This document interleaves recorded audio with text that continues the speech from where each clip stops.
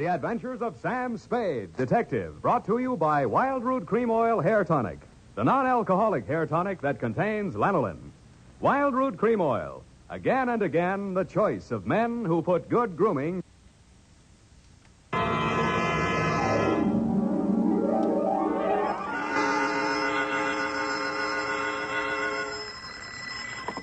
Sam Spade Detective Agency. Me, sweetheart. Oh, Sam, I got it. Got what, my pet? A bank book, Sam. Well, you must advertise in the Lost and Found right away, Effie, and find the owner. There might be sickness in the family. Oh, but it's your bank book, Sam. What? Uh-huh, it has your name on it. Samuel Spade, account number 4. It's a forgery. Somebody's trying to pin something on me. Lock it up and don't touch it until I get there. Oh, all right. Did you make a lot of money on this one, too? Got the check right in my pocket, $500. Oh, Sam, we're making more money than a movie star. Well, almost. And all honestly, too. 600 last week and 500 this week. Yeah, how about that? And life gives a 3-page spread to I Spy Molten. But we mustn't let it turn our heads, Effie. No. We gotta stay in there pitching. I'll be right down to pitch my report on the Adam Figg Caper.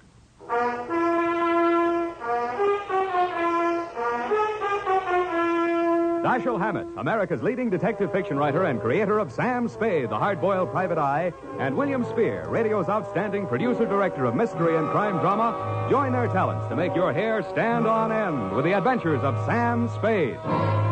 Presented by the makers of Wild Root Cream Oil for the hair. You've heard the saying, you never know until you try. Well, you'll never know how handsome your hair can look until you try Wild Root Cream Oil. See for yourself how neatly and naturally Wild Root Cream Oil grooms your hair. Note how effectively it relieves annoying dryness and removes loose, ugly dandruff. You can get Wild Root Cream Oil Hair Tonic in either the big economy-size bottle or the handy tube. Or you can ask your barber to use it on your hair. But by all means, try it. Don't delay. Get it today. Wild Root Cream Oil. Again and again, the choice of men who put good grooming first. And now, with Howard Duff starring as Spade, Wild Root brings to the air the greatest private detective of them all in The Adventures of Sam Spade. Sam,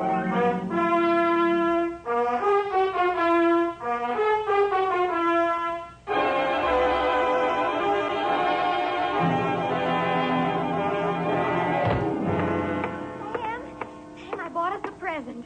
Oh, you're going to love it. Well, we gotta watch these expenses, Effie. There's always something. Yes, but this will be saving. It saves confusion, it saves fretting. Now, this gadget here, what is it? It's a minorobot. A what-a-bot? It's for busy men like yourself, Sam, so you don't have to burden your mind with petty details. You see, it has this dial on it, right here. And you drop these little cards in this slot. You don't have to worry about that. That's for me to take care of. Oh, good. Then, when you come into the office, and supposing you have an appointment with Mr. Jones at 2 o'clock, and you forgot about it, you just dial 2 o'clock, and the little card pops out. And it says Mr. Jones on it. How do I remember to dial 2 o'clock? Oh, well, maybe it's in the instruction book. But anyway, now go ahead, Sam, please. The card's right in there. Now, dial 2 o'clock. Go on, Sam. Well, let's see. Just like a telephone, Sam. Now what do I do? Well, give it time, Sam. It's thinking. Must have forgotten. Jones. Mr. Jones. Effie, do you think it's dead? Oh, Sam, I don't understand it. It was working perfectly. Well, I'll take it straight back first thing in the morning. You'll have to. It'll never find the way itself. You got your book, sweetheart? Yes, Sam, I don't understand. It was working perfectly. Well, that's all right, honey. It doesn't matter. Date October 5, 1947, to Hillary Exxon Esquire from Samuel Spade, license number 137596. Oh, honey, it's only a memo robot. Subject, the Adam Figg Caper. Dear Mr. Exxon, October 2nd in San Francisco was one of those days that you see blown off the calendar by a gust of wind in the movies to denote the time is passing. It was a day for scraping off the minutes with a fingernail file and wondering whether the display ad I'd paid for in the classified section of the phone book wasn't just a waste of money. It certainly wasn't the day I'd expect a leprechaun to walk into my office. He said his name was Adam Figg. He said he was the butler at Exxon Manor in Los Nidos. The limousine, Mr. Spade, is waiting to take you away. We mustn't keep them waiting, must we? Of course we mustn't. Who mustn't we? Why, Mr. Hillary, of course, sir. Oh, Mr. Hillary. And old Mr. Exxon. The old gentleman is very ill. Dr. Feige's office is down the hall. Turn to your right, second door. Well, I assure you, sir, that Mr. Exxon is the best of medical care. Your duty will be simple, to prevent his death. Do I donate blood or just frighten away the evil spirits? Oh, it isn't quite that, sir. Someone is trying to kill Mr. Exxon. He's a very sick man, and I'm sure he'd prefer dying from natural causes. Uh-huh. I get $25 a day in expenses. Here is an ample amount in advance. But you should know, sir, that the old man is a nasty, cantankerous, villainous, crooked, intimidating... $500? Please, Fig, you're talking about the man I love. Los Nidos was at least an overnight caper, so on my way out, my lovely and charming secretary, Miss Perrine, handed me a brown paper bag which contained A, one pair of socks, darned, B, one shirt, ironed, and C, the apple which she always polishes for me the night before. We arrived at your large Southern-style mansion 2 hours later. Fig! Oh, Fig, where the devil have you been? To the city, sir. I can't find the keys to the liquor closet. Where are all the maids? What happened to that cook we hired yesterday? Who is this man, and why is he wearing that necktie? This is Mr. Spade, sir, the detective. I'm Hillary Exxon. Come in, please. Go on upstairs, Fig. See what that girl is doing to my father. I don't believe she's in this at all. Very good, sir. In here, Mr. Spade. Pardon the condition of the house. The old man has been firing the servants again. Your father, you mean? Yes. Every time he gets shot at, he fires all the servants. He gets shot at pretty often? About once a year. In the fall. Uh-huh. You always hire a detective? No. Oh, dear. I'm not keeping you up, am I? No, excuse me, please. It's much worse this time. I can't get any sleep. Guns going off in the middle of the night. The whole household disturbed. When and where was he last shot at? Yesterday morning at about 1:30. I dug the bullet out of the woodwork myself, a .38 caliber, embedded in the door frame that leads to Miss Kaywood's room. That's his nurse. Was she with him at the time? No, Dad sleeps like a baby, full of sedatives. She sees to that. Shot come from outside? Yes, but we found nobody on the grounds. No traces of anybody. I don't know whether Dad knows who shot at him or not. He's such a closed-mouthed old devil. You don't care very much for your father, do you? To be frank, Mr. Spade, if hating weren't such an effort, I would despise him. He is without a doubt... Well, listen. Get out of here! There, that's just a sample. Well, come on, let's see what's eating him now. Get out! Talk to me like that. I tell you I won't stand for it. Well, you don't have to stand for it. Take that silly painted face out of my sight. Don't you dare! Get out! I'm quitting, Mr. Exxon. I can't stand it another minute. Yelling, screaming, throwing things at You him. must have done something to set him off. I didn't, I tell you, I didn't. This is Mr. Spade, Miss Kaywood. Oh, a detective? Will it make you happier to know that I'm a private detective, Miss Kaywood? Well, Mr. Spade, I only hope you can prevent a murder. If there's any way at all that I can help, Thanks. I'll see you downstairs after I've talked to the old man. You'd better go in alone, Spade. Oh, Miss Kaywood, do you have a throat spray downstairs? I seem to be congested. Oh, go away. Go away! Go away! Oh, well, wasting ammunition. Who are you? If you're a total stranger, come on in. Well, don't be afraid, son. Come on over where I can look at you. It's hard to keep my eyes open. Oh, I mustn't do that. Oh, so you're the detective, eh? That's right, Pop. If you want to take a little nap or something, I'll come back later. What did I say just now? Come back later? No. There's no reason for you to come back later. I'll say everything I have to say right now. The shot woke me. I didn't see anything. I don't know anything. I've got a million enemies. I can't remember the names of any of them. Why don't you try to remember? I could have them checked. You're wasting your time, Sonny. In my day, I've wiped out 100 men, and I'll outlive anybody who's gunning for me now. You must be proud of your past, huh? Proud? Sonny, a past like mine is the finest thing an old man can have. I've swindled my partners and betrayed my friends. I've turned state's evidence just to see my associate get sent up for 20 years. And they say my wife died under peculiar circumstances, and I got rich off her insurance. Now I'm done talking. Do me a favor, son, please. I've got to get a half hour, 20 minutes sleep alone. You'll keep them out, everybody. Please, will you? Sure, Pop. Go ahead. Go on, sleep. Oh, thank you.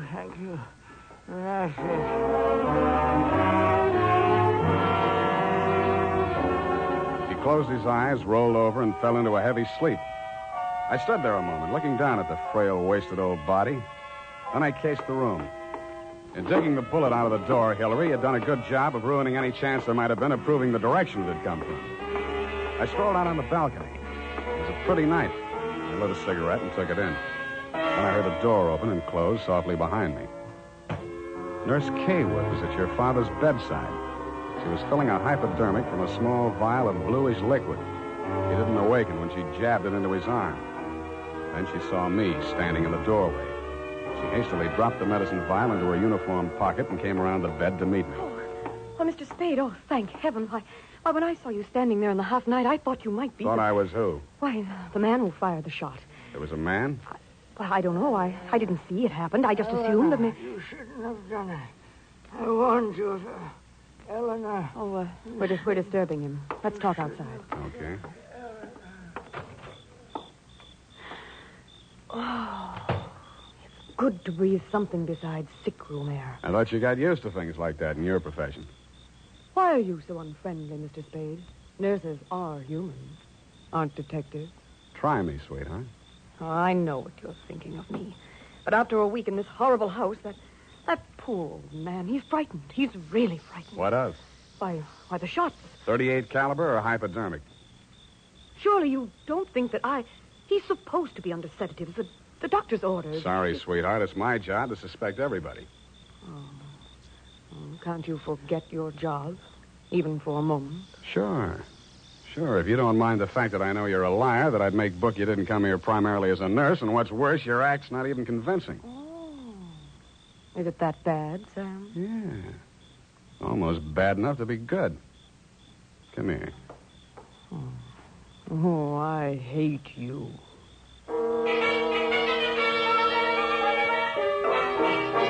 It was a very satisfactory love scene for both of us. For reasons of her own, Barbara wanted to keep me out of that sick room for a while, and she did. For reasons of my own, I wanted to get that medicine vial out of her uniform pocket, and I did. Then, as suddenly as we had fallen into love, we fell out again. After she'd gone to her room, I went back to my sentry duty around the house. Under a light on the front veranda, I examined the bottle from which Barbara had taken the injection for your father. It was labeled sodium thanatol and had been dispensed by a firm called Ibis Chemicals Limited in Cairo, Egypt. A scream filled the house, high and frenzied. I started running toward Barbara Kaywood's room. I slammed the terrace door open and found the light switch. Barbara was sitting upright in the center of a bed. Her face jerked up so abruptly that it seemed a neck had snapped. She clutched both hands to her chest and fell face down among the bedclothes, staining them with her blood.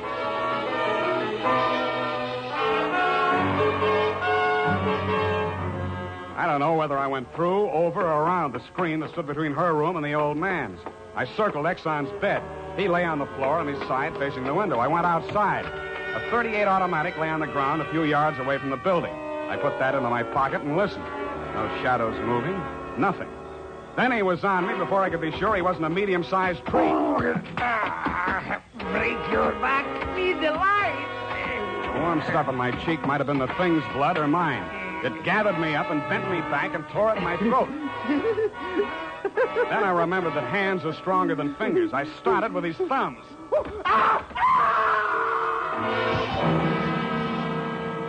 He lay there for a moment, then his huge body began to twitch. He was holding his fingers and sobbing like a baby. I pulled him up to his feet, poked him in the back with the flat of my hand. I followed him through an opening in the hedges and down a long, pitch-dark lane toward the lights of a squat brick house set on the top of a slight rise. As we approached it, a door opened and light streamed out onto the porch. The tall man framed in the doorway was the last person in the world I expected to see. Ah, Marcus, you brought it. Oh, master, very delightful service, but how much pain in fingers. Always complaining, Marcus. Welcome, Mr. Spade. Come in, my dear fellow. Come in. I've been expecting you. The lost family fortune by blackmailing me. And if you don't remit, Exxon could have you booked for forgery, blackmail, definition of character. Oh, my dear fellow, please. This is most painful. But if I had but the original letter, I could destroy it and go back to the Feld. Ah, the Feld.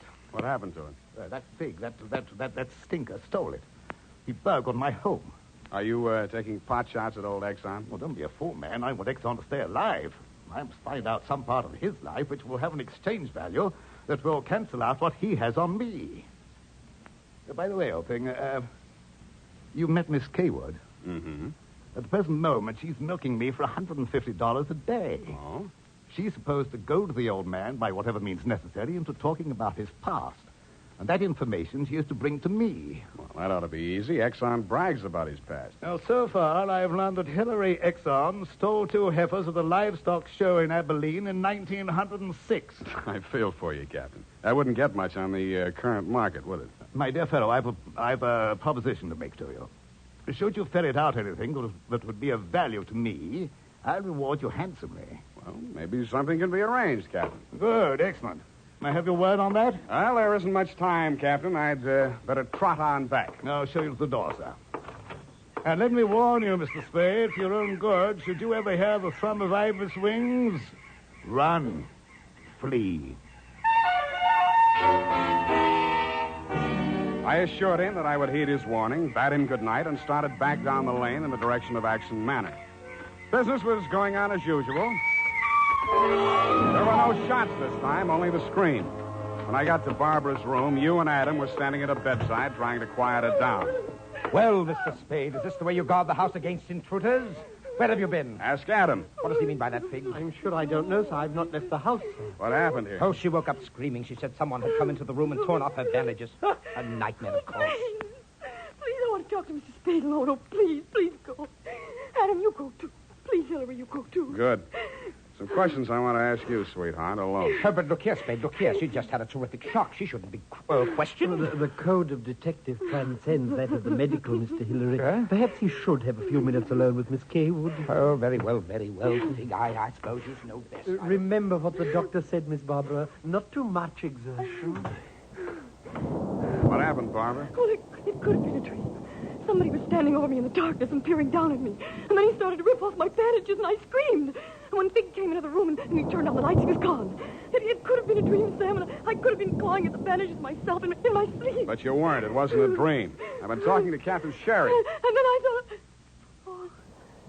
Well, how much do you know? That you've been feeding the old man truth, sir, and began him to talk in his sleep. Oh. How much talking has he done? Well, plenty. How much you told Sherry? Well, just as little as possible. Why?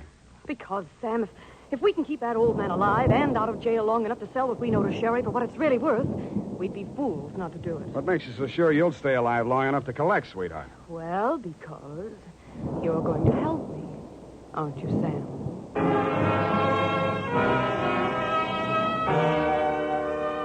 So I helped her, but not for the reason she thought. I made a lot of noise leaving her room and going to mine. Going back, I didn't wear any shoes. I slipped into a clothes press in her room so quietly that even she didn't hear me. I left the door slightly ajar and waited.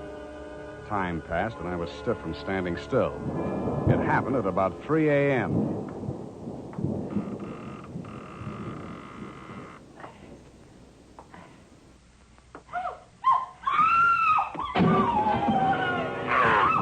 The crazy, feverish glare of his eyes told me that the threat of the gun in my hands meant nothing to him. I jumped to his side, twisted the knife away from him, picked him up in my arms, and carried him, kicking, clawing, and swearing, back to his bed. He lay there, breathing hard. Then he smiled. You're a smart one, Sonny. You had me figured out the first time you came in here, didn't you? Not quite, Mr. Exxon. The gun under your window was the clincher. That gun? Sure. I had it under my pillow all the time. I got tired of shooting into door frames. Look, you're dying, Mr. Exxon. There's no use trying to make up stories now. You're right, Sonny. I knew that nurse would sit up in bed after I fired tonight. And then I let her have it right through the screen. Why? You know why, will or not. She was doping me up and sneaking in here at night, listening to what I was babbling about. Maybe you weren't saying anything important, Mr. Exxon. I might have, Sonny. I might have. 14 years ago, I killed my wife. I wanted to carry the secret to my grave.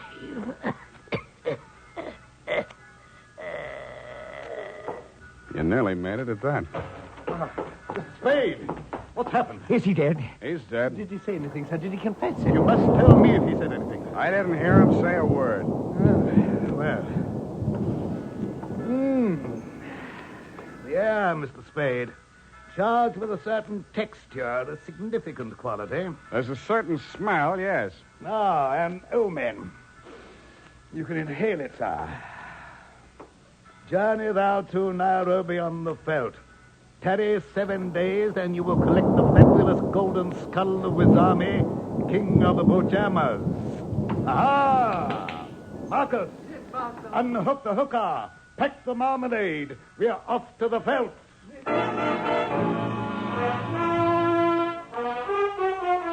Just then, a flock of birds broke across the horizon, screaming. There must have been thousands of them, but not ibis, Mr. Exxon.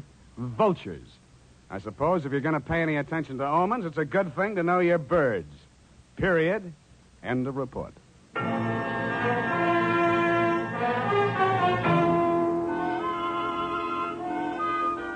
Right now, I have something to say to every man who doesn't use a hair tonic, to every man who says, I don't believe in it or I don't need it. That all depends on what you mean when you say hair tonic.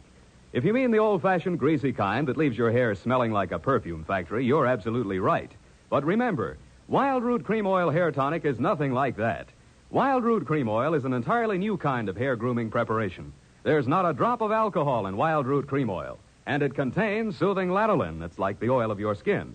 Most important, Wild Root Cream Oil grooms your hair the right way, neatly and naturally. Never leaves your hair sticky or greasy. Get the big economy-size bottle and the handy new tube that's economical, easy to pack when you travel, and grand for the bathroom cabinet. Don't delay. Get it today. Wild Root Cream Oil Hair Tonic.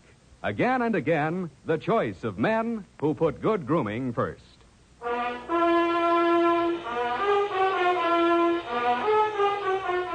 Well, Effie, we, Sam, the memo robot works after all. I told you it would. Yeah, it just takes a little time, sweetheart. Oh, read the card, Sam.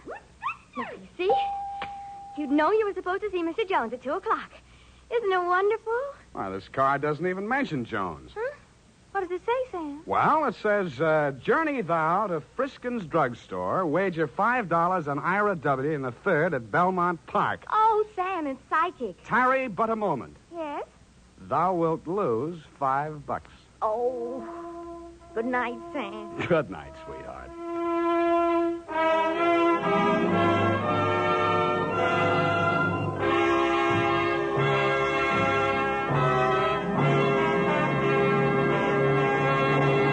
The Adventures of Sam Spade, Dashiell Hammett's famous private detective, are produced and directed by William Spear. Sam Spade is played by Howard Duff. Lorene Tuttle is Effie. The Adventures of Sam Spade are written for radio by Bob Tallman and Gil Dowd with musical direction by Lud Gluskin. This is Dick Joy reminding you that next Sunday, author Dashiell Hammett and producer William Spear join forces for another adventure with Sam Spade, brought to you by Wild Root Cream Oil. Again and again, the choice of men who put good grooming first. Smart girls use Wild Root Cream Oil, too, for quick, good grooming and to relieve dryness between permanents. Mothers say it's grand for training children's hair.